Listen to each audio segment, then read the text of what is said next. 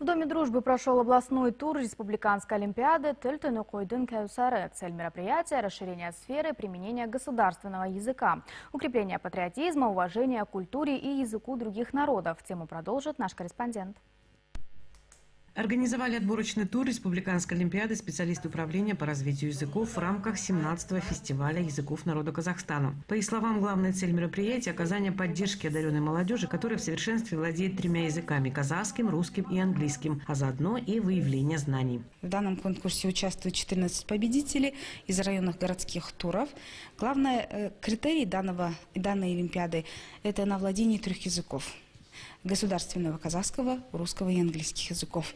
Независимо от специальности, от места работы, в данном конкурсе могут участвовать любые представители, либо любые конкурсанты, но в возрасте от 14 до 22 лет. 3 языка, 3 тура. Участникам полилингвальной олимпиады необходимо полностью раскрыть содержание заданной темы, написать эссе, сделать синхронный перевод текста. Сюндык Аубакиров, ученик 10 класса из Олихановского района, в районном отборочном туре обошел даже своих наставников.